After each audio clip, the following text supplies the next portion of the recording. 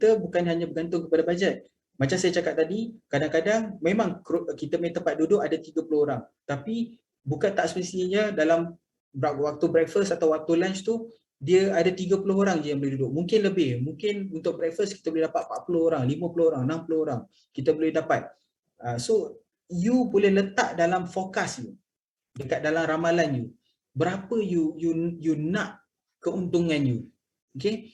You letak siap-siap dekat situ dan you boleh kira balik gaji you tak perlu tukar sebab itu memang gaji pekerja you memang tetap 7,000. You kena tengok kalau revenue naik, kos makanan you pun akan naik tapi tetapkan kepada 40%. Okay, tetapkan kepada 40%, so dia akan naik sikit untuk you punya tu untuk food cost you dan juga ada expenses. So you rasa dekat restoran you ni memang boleh buat dalam lebih kurang 14,400. So maksudnya kita tengok balik kepada bajet, you punya untung you tak sepatutnya kurang lagi daripada 10,800 tu. So at least you dah ada main idea. Oh, kalau untung saya bulan Januari 8,000. Maksudnya saya tak bekerja cukup kuat untuk dapatkan saya punya bajet saya. Saya tak achieve saya punya bajet. Saya perlu mungkin saya kena buat promotion ataupun marketing yang lebih dekat situ. So kita boleh tahu dah dekat situ dengan nombor-nombor ni kita dah boleh tahu dah. So orang staff pun tak boleh nak kelentong kita lah, nak cakap oh macam ni macam tu semua. Kita dah kira siap-siap. Kita dah tahu dah apa yang kita boleh capai. Okay, so masuk juga sampai Februari dengan March pun sama, sampailah Disember. Lepas tu hujung sekali you boleh kira total you. Berapa you akan buat revenue dalam setahun. Lepas you dah kat situ baru you boleh fikir berbaloi ke tak berbaloi you nak buka restoran you ni. Okay, next slide please. Okey jugalah. Ada soalan ke? Oh, bukan alright. Ini saya tunjukkan masa pandemik ni apa yang RHR Hospitality buat semasa COVID ni lah. Kita selalu kena fikirlah kena berfikir di luar kotak lah. Kita banyak buat promosi dalam media sosial, kita buat macam-macam promosi lah yang hebat-hebat. Kiranya sebelum ni kita buat mungkin untung lebih sikit, kita bagi hebat tu maksudnya kita bagi diorang yang value for money lah, kiranya berbaloi lah diorang bayar tu. Lepas tu kita menggunakan gambar-gambar, kita banyak lebih kepada gambar-gambar yang cantik-cantik, yang atraktif lah untuk orang tengok kan. Bila tengok tu terus nak beli. Kita promote menggunakan video menarik. Kalau you buat video 5 saat yang pertama tu kena menarik. 5 saat pertama video tu kena menarik. Kalau pada 5 saat yang pertama tu kalau video you tak menarik, orang tak akan tengok. Orang kalau dekat dalam telefon tu dia akan scroll je terus, tak berhenti pun tengok video you. Okay, menjual di tempat yang paling mudah pelanggan untuk membeli, mempenyatkan video, mengkaji semula, review, katakan orang bagi komen, review apa yang diorang punya komen tu. Lepas tu sentiasa ikut trend semasa. Tak kisah apa yang orang lain buat, you rasa you boleh buat je. Jangan fikir-fikir oh kita buat ke kita tak buat, sebab dia berubah mengikut trend semasa. So kadang-kadang kita kena ikut trend tu. Okay, next slide please. Okay, ini contoh-contohnya jualan kita sampai kita ada restoran. Tapi disebabkan orang tak boleh keluar, sampai kita keluar pergi mencari customer yang ada ramai traffic. Okay, kita jual kat tepi jalan, kat boat sale, kita jual makanan untuk breakfast. Next. Kita buat kambing perap, ayam perap untuk apa, kita promosikan kita branding kita tu. Next. Lepas tu kita buat gerai jualan dekat luar hotel kita buat gerai jualan, promosi pakai banner. Banner tu kita print pun tak mahal, dalam RM60 dia boleh print banner macam tu. So memang bila pandemik ni memang kita banyak menjual barang-barang makan lah, sebab itu yang orang senang untuk orang membeli. Ni pun contoh-contoh gambar kita buat spaghetti primavera, nasi kabuli, ayam pasama, macam-macam lah. Kita buat, kita tetap setiap minggu, setiap bulan kita tetap ada baru punya menu, baru punya makanan untuk yang orang untuk mencuba. Dan harga dia memang harga sampai konsep kita kan, makanan hotel harga warung. Sampai macam tu sekali. Ya, kita buat kita punya promotion kita tu. Dan alhamdulillah setakat ni untuk F&B kita boleh untuk menampung lah untuk bayar gaji staff semua. Okey, ni contoh dekat social media kita tetap selalu kena blast dekat kita punya social media. Next slide. Okey, itu saja untuk sesi F&B. Ada apa-apa soalan? Cik boleh tukar slide terus? Ada apa-apa soalan untuk F&B? Sebelum saya mulakan dengan social media. Wait. Yeah, sebelum you soal, maybe ada siapa-siapa nak tanya berkenaan dengan food and beverage? Ada kalau nak buka restoran ke? Nak dapat pandangan, nak tanya cafe. Macam apa, saya teringin nak buat macam ni, macam tu, tapi tak tahu boleh ke tidak. Boleh je tanya, tak ada masalah. Kalau kita boleh jawab, kita jawab. Tapi mungkin semua di sini tak ada buat F&B banyak kebanyakannya. Cik nak tanya. Ya, Cik Hamdan. Cik Hamdan. Okay. Berkenaan dengan kos untuk peralatan F&B tu, selalunya kita letak dalam berapa peratus ya?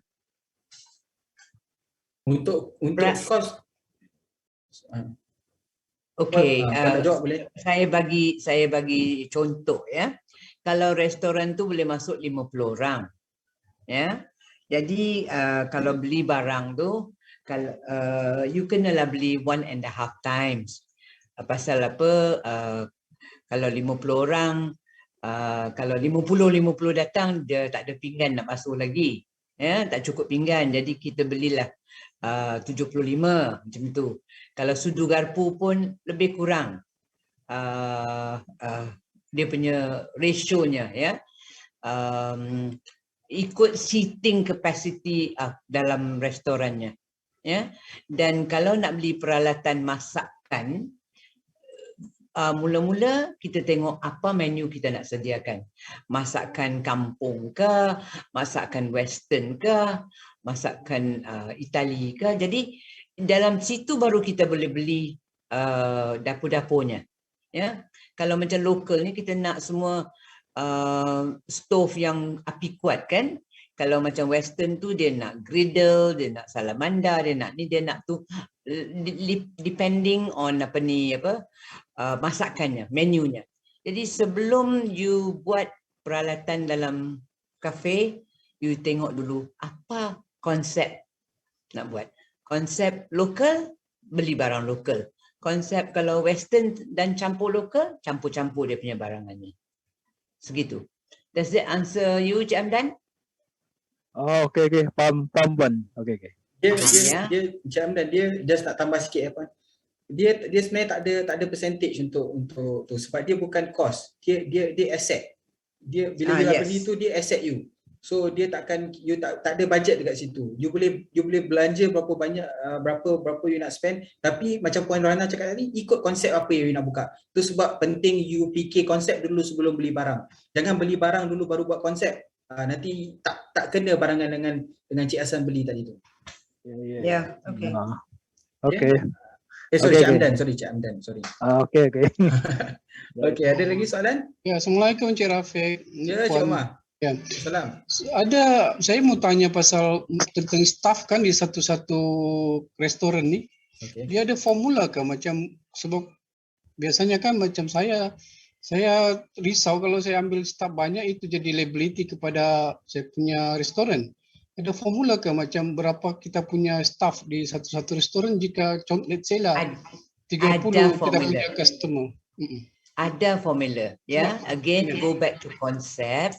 Kalau konsepnya self service ya, misalnya cakap tak ada service, mereka datang straight to cashier and order, jadi kuranglah staff kan. Kalau ada service, sepatutnya satu staff boleh jaga 15 to 20 guest dalam restoran at one time. So kalau macam restoran dalam hotel ni, dia bagi section, ya. Dia bagi section. Jadi ini staff, kamu jaga section ni. Jadi bila kalau itu pasal kadang-kadang kalau you pergi restoran, especially kat hotel, kata kat KK, you boleh tengok this section is closed. Betul tak? Tapi padahal tempatnya kosong, ya. Dia bagi kita penuhkan sebelah saja. Sebab staff dia kekurangan, jadi dia bagi situ saja. Jadi the staff yang concentrate tu dia kena jagalah berapa meja. Segitu. Jadi memang ada calculationnya. Depending on your concept. Kalau macam 5-star hotel ada yang fine dining, itu lagi satu meja satu staff kena jaga. Sebab apa? Orang tu bayar mahal, kita kena bagi good service. Tapi kalau kita nak buat permulaan, buat self-service. Jadi dia tulah ambil order, dia tulah jadi cashier, ya. Dan bila food siap, dia datang ambil, segitu. Jadi kurang overhead. Sebab overhead ni liability, ya. Bila you dah ada overhead fixed cost, tak boleh lari. Ada bisnes, tak ada bisnes, gaji tetap jalan. Kalau yang macam tukang masak tu memang macam mana pula formulanya? Kira biasanya macam saya fikir macam satu orang je lah untuk satu restoran tukang masak. Ya, chef cook atau macam mana tu? Adakah? Dan you boleh, mungkin you kena hire Superman. Semua dia boleh buat. Kalau satu tukang masak, ya. Ini melawak saja. Kalau tukang masak tu bagus, dia boleh buat semua, ambil penolong saja. Sebab dia tak ada masa untuk nak potong dengan nak tumis, dengan nak apa, ya. Jadi dia kena ada satu kitchen helper dia panggil. Ya, kitchen helper itu boleh tolong, boleh basuh, boleh siang. Dia ni masak saja dia punya kerja. Itu satu. Lagi satu dia panggil mise en place. Mise en place ni kita panggil apa, ya? Penyediaan makanan. Bukan, rencah-rencah. Rencah-rencah sos-sos semua dah siap. Selalunya kalau 1-2 chef saja, ya, tukang masak di dapur, mereka kena siapkan begitu. Jadi kalau mau goreng kuih tiaw, ini dia punya sosnya. Dia cek, dia masukkan kuah. Begitu. Jadi itu pentinglah kalau mau potong number of staff, kita memang kena sediakan barang-barang sebelum tu. Tapi memang boleh start small and then you grow. Bila busy sangat, orang pun cakap kan, dah nak pergi restoran tu atau warung tu kena queue, you mesti sedap foodnya. Begitulah. Kadang-kadang memang itu marketing trick tu. Dia suruh orang queue banyak-banyak. Jadi orang tengok di luar banyak queue, oh ni mesti sedap punya. Orang ramai queue. Kalau dari segi gaji lah memang kan, kalau saya boleh sambung. Sorry ya. Boleh cuma tak ada masalah, silakan. Kalau dari segi gaji kan biasanya macam kita, masalah yang saya worry selalu kan, berapa rating yang boleh kita bagi tukang masak ataupun lain tu, adakah formula tertentu? Misalnya dari segi kalau kita punya kekuatan restoran tu 30, jadi berapa gaji untuk tukang masak kah begitu? Iya, tapi selalunya, ya, tukang masak gajinya lebih pada waiter, cashier, ya. Sebab kalau dia masak tak sedap, ada waiter, cashier pun tak guna. Orang tak mau. So you kena bagi according to market rate di sana. Ya. Jadi kena check lah around di sana berapa market rate-nya tukang masak. Dia tukang masak pun ada standard, ada different class. Dia number 1, mungkin pasal you punya restoran kecil, you tak payah ambil yang tinggi-tinggi. Maybe you just take a cook, ya. Tapi dia ada commis 1, dia ada commis 2, dia ada chef, dia ada junior sous chef, dia ada chef di party. Banyak dia punya kategori of tukang masak. Jadi tengok sekeliling. Restoran tu ada apa? Dia ada cuma tukang masak saja, dia bayar gaji berapa? Kalau dia tu bayar gaji 2,500, mungkin kita bayar sama atau lebih sikit so that kita dapat orang yang bagus. Begitu. Ya, tapi tukang masak memang gaji dia lebih pada waiter atau cashier. Ya, kadang-kadang dia lebih pada manager restoran pun. Sebab dia yang punya tarikan, ya, masakan dia yang tarikan untuk kita dapat bisnes. Does that answer your question? Okey, Cik Umi. Okay. Ada lagi soalan? Ada, saya ingat Cik Ari. Cik Ari nak tanya ya? Cik Yaya. Tak. Cik Yaya. Oh, Cik Yaya. Okey. Okey, sebab apa yang kamu nyatakan hari ini lebih kepada hotel lah kan. Tapi bagaimana kalau dengan macam homestay yang di kampung-kampung macam begitu. Jadi bagaimana cara terbaik untuk macam penyediaan makanan lah untuk pelanggan yang mungkin datang menginap di sana macam begitu. Apakah mereka bawa sendiri makanan masak di rumah itu kah ataupun ada cara yang terbaik lah. Sebab kalau mau cari chef kah, tukang masak tu memang kena keluarkan modal yang sangat Modal besar. yang besar. Betul. Kalau boleh ya, selalunya macam homestay ni, kalau nak sediakan makanan di homestay tu, mungkin ambil satu orang caretaker yang mengelola, yang boleh masak, dia boleh kemas bilik, ya, macam orang kata apa, housekeeper, ya. Jadi dia boleh masak sekali kalau guest nak. Tak payah nak ambil orang lain. Sebab at least dia boleh welcome the guest, dia boleh check in, dia boleh bagi bersih rumah, dia boleh tolong masak. Macam tu you save. Kalau you nak ambil tukang masak aja tak berbaloi, tak boleh dapat balik. Sebab you bukan restoran. Yeah, you are a stand-alone homestay. Jadi you should get, kalau boleh, either a woman ataupun a man yang boleh masak dan boleh kemas rumah. Itu Maksudnya, yang seseorang yang bagus. purpose lah, dia boleh buat banyak kerja lah macam tu. Ya, betul. Itu bukan multi skilling dah. Itu overall. You are in charge. You jaga orang, you know. Kalau pukul 11 malam dia bilang saya lapar mau goreng Maggi mee, dia kena buat juga. Kan? Segitu. Tapi kalau orang macam tu kena bagilah satu bilik dia tinggal di sana. Oh ya. Jadi dia sentiasa ada. Okay, saya nak share sikit ya, Puan. Saya nak cerita pasal ini yang homestay lain buat. Masa saya buat di Mara Pahang dan juga Mara Melaka, apa yang diorang buat, diorang punya homestay, diorang sediakan juga makanan atas permintaan. Bila diorang jual asing, makanan diorang buat asing.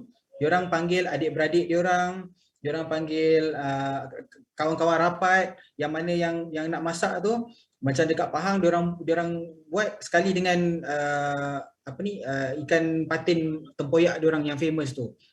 Sebab kita, macam contohnya saya kalau saya datang daripada Selangor, kalau kita pergi sana kita mesti nak rasa masakan tradisi dekat sana. Kan, kalau kita pergi Melaka memang diorang buat asam pedas diorang. Kalau macam saya pun, saya daripada Semenanjung, saya pergi ke Sabah, saya pun nak rasa apa yang makanan tradisi di Sabah. Sebab kita tak boleh dapat dekat di Semenanjung. Susah nak dapat.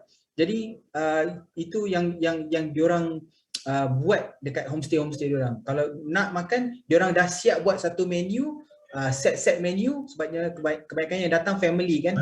So yang mana yang datang tu dia bagi je, okay, set A ada apa-apa, set B ada apa-apa. So bagi je harga satu family RM70-80 macam tu. So diorang buat satu menunya dah sediakan lah. Jadi senang untuk mereka choose saja ya. Jadi tak payah lagi the cook kena crack dia punya kepala untuk apa nak masak. Kita sudah ada menu A, menu B, menu C. Dia pilih saja. Segitu. Okay, Cik Yaya. Ya, ada. Lagi ada soalan? Ada lagi soalan?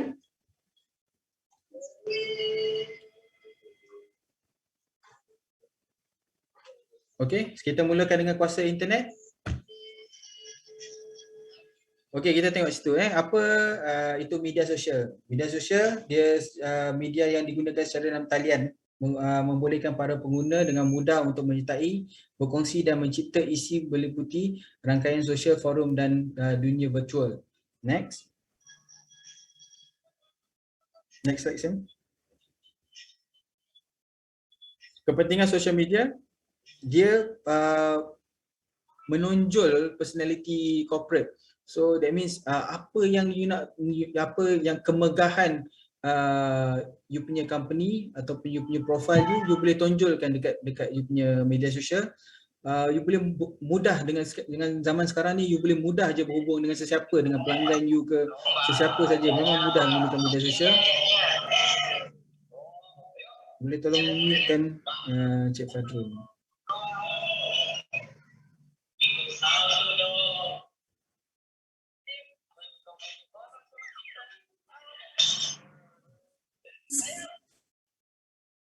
Okey, dia mudah menyampaikan dan menerima maklumat.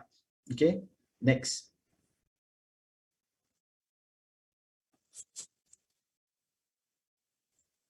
Okey, kejap ya, saya pause sekejap kat situ. Encik Hood dia bertanya, lupa nak tanya, ada setengah hotel kalau buat package selalu offer room with breakfast.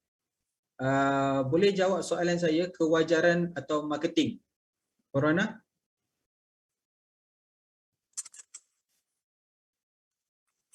Saya tutup mic, sorry. Alright. Room with breakfast boleh, room without breakfast pun boleh. So terpulang. Kalau you nak buat attraction, ya, nak suruh orang datang stay with you, hotel sebelah tak bagi breakfast, you buat room with breakfast. And kemungkinan harga you $10 different, RM10 different, ataupun sama. Cost breakfast tak mahal, tapi value added. Bilik you ada breakfast. Tapi dia tak mesti ada room with breakfast. Cumanya you tengok marketing lah, ya. You boleh tambah, you can afford to give breakfast, bagi so that you can attract more customer. Segitu. I hope Cik Hood that's okay with you. Faham? Okay, clear, thank you. Alright. Sebab saya banyak pergi orang yang buat package backpacker, dia buat hotel, kebanyakan ataupun bilik saja, kebanyakan dia buat package breakfast. Tapi saya tengok breakfast dia simple je, just ada roti, jam, itu je. Betul, simple je. Ya, simple. Dan dia tak charge mahal pun, pasal tu dia bagi simple breakfast. Kalau you nak good breakfast, then you cakap kat dia, saya nak tambah duit sikit, saya nak better breakfast. Dan bolehlah, kan? So, tapi memang attractionnya kalau kita bagi free breakfast tu, orang nampak, oh, free breakfast. Okay, terima kasih, thank you. Okay, sama-sama. Thank you, Corona. Okay, saya teruskan. Okay, kita tengok dekat sini pengiklanan cara yang lama.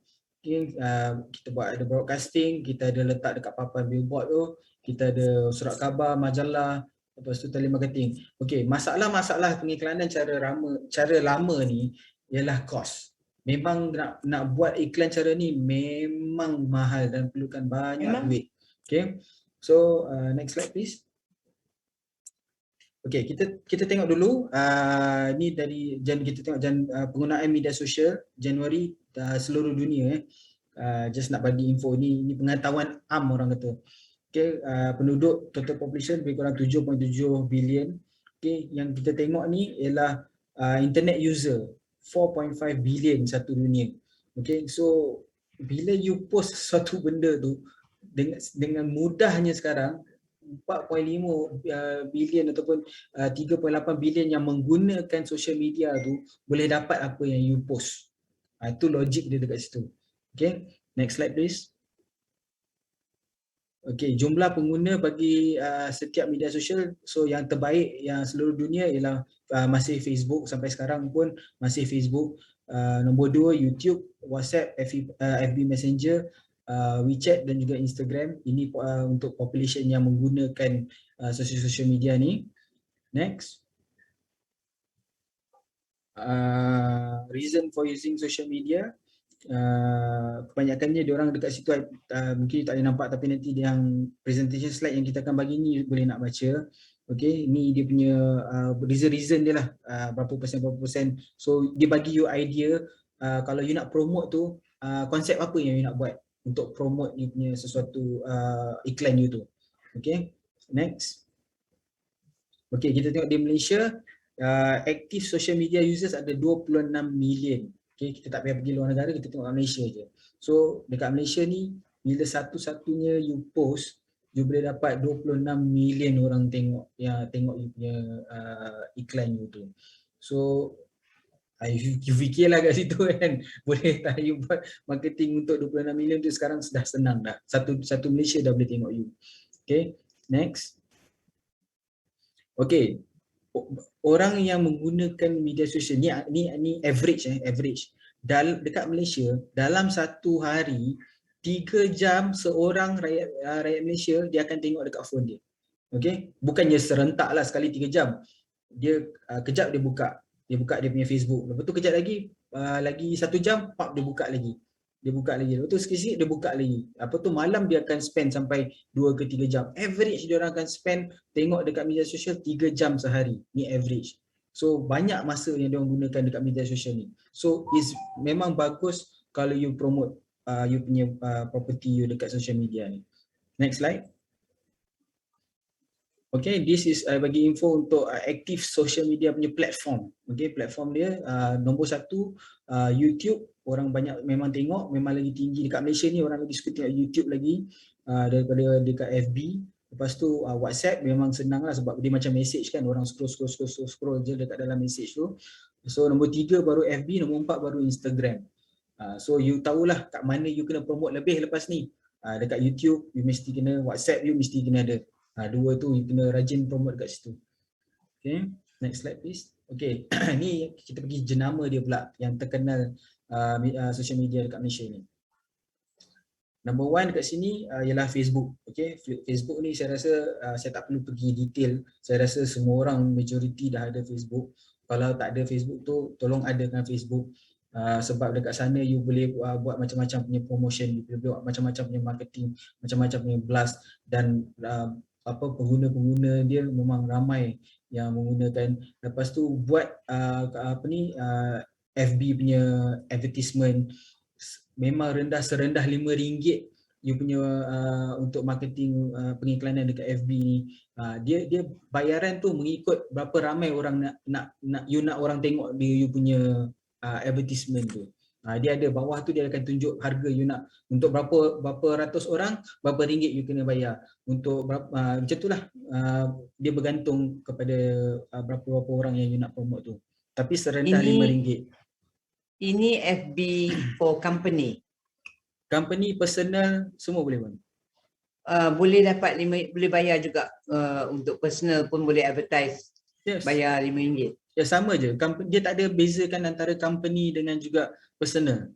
Apa yang nama yang you dah register dekat dalam FB tu, itu yang you boleh promote. Harga dia tetap sama. You punya page ke, you punya personal ke, sama. So I can register company, right? Boleh. FB under company. Boleh. I tak mau campur dengan I punya personal. Boleh, you boleh create your own page.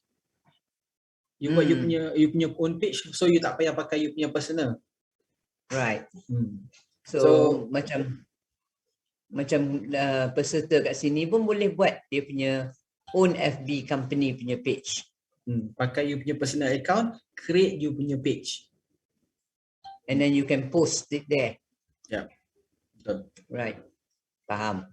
Okay. So ni contoh halaman Facebook lah. Okay. Ni ada dia punya, ni kat situ nanti you boleh baca.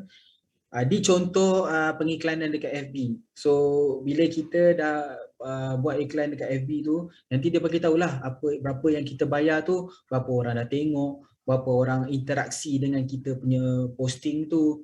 Ni memang dekat RHR Hospitality punya FB advertisement. Okay, the next one yang kita promote pun dekat Instagram. Okay, Instagram ni dia banyak kongsi foto dengan video juga. Dia lebih kurang sama macam FB. Tapi Instagram ni dia menarik sebab dia ada filter. Budak-budak zaman sekarang ni kan suka main-main dengan filter lah. Dia boleh buat muka kucing lah. Kejap lagi dia pakai spek lah. Instagram ni dia more untuk yang muda-mudi. So tapi ada juga orang yang sini-sini suka tengok dekat dalam Instagram ni, sebab kadang-kadang bila orang post ni, kadang-kadang dia post konten-konten yang lucu. Kadang-kadang kita bila kita bekerja 8 jam sehari, 9 jam, 10 jam satu hari, kita balik rumah kita penat, kita stres. So bila dia buat konten-konten tu dekat Instagram tu, dia orang suka tengok hiburkan hati dia orang, kelakar-kelakar semua dia orang suka tengok. So ni contoh halaman di Instagram. Nanti you boleh tengok kat situ, you boleh baca kat situ. Okay, Facebook dengan Instagram dekat sini saya dah bagi tahu. Dia sama-sama ada kelebihan masing-masing. Okay, lebih kepada teknik atau cara macam mana you nak promosikan. Facebook ada dia punya kekuatan dia, Instagram pun ada kekuatan dia. Terpulang bergantung dengan macam mana advertisement you nak buat. Okay, you nak post kat dua-dua pun sekali pun tak ada masalah, sebab sekarang ni Instagram dia dah memang link dengan FB. Kerja you dah terlalu senang. Macam zaman dulu-dulu Instagram dah post kat Instagram, pap you nak kena post dekat Facebook pula. Satu kerja. Ini sekarang dah mudah sangat. You post dekat Instagram, automatic you dah boleh pergi dekat Facebook. TikTok pun sekarang dah boleh link dengan Facebook. WhatsApp pun dah boleh link dengan Facebook dia punya story dia. Sekarang ni terlalu senang, terlalu mudah. Dan nombor satu, sosial media ni semua dia percuma. Tak perlu you nak keluar duit, cuma you hanya perlu keluarkan masa you. Keluarkan masa you untuk editing you punya video, untuk buat you punya video, you punya content untuk bagi orang tengok. Itu je you perlukan, tak ada keluar duit pun. So kenapa kita nak membazirkan platform-platform yang dah ada ni untuk kita tak promote kita punya produk. Okay, gunakan peluang. Back. Okay, gunakan peluang terbuka. Okay, yang terbuka seperti IGTV dan juga Facebook Live. Buat live. Kadang-kadang kalau you tak berani, you suruh budak-budak muda sekarang ni, anak ke ataupun kawan-kawan ke sesiapa ke yang berani, yang nak buat, suruh dia orang buat live. Dia orang seronok. Tunjukkan you punya property you. Tunjuk kelebihan property you kat tepi laut, property you kat tepi sungai. Tunjuk you punya kelebihan property you. So sebab baru daripada video tu orang dia menarik pelanggan untuk datang ke tempat you. Okay, so buat banyak video yang menarik dekat you punya property. Okay, next. Okay, the next one is YouTube. So I think semua orang dah tahulah apa itu YouTube. Cumanya dekat YouTube ni dia tak ada limit. Video you boleh sepanjang-panjang mana pun you nak buat dokumentari pun you boleh post dekat dalam YouTube ni, tak ada masalah. 15 minit, setengah jam tak ada masalah, you boleh buat. Tapi kalau boleh video ni jangan terlalu panjang lah. Nanti orang cepat boring. Melainkan kalau you nak share experience you, contohnya tempat you tepi laut, lepas tu you ada tempat pot memancing yang terdekat. You nak capture kaki-kaki pancing, pergi dekat tempat you duduk. So you boleh buat satu video, record video. Okay, you pergi memancing, lepas tu you buat video, you tangkap ikan dah dapat, ikan besar.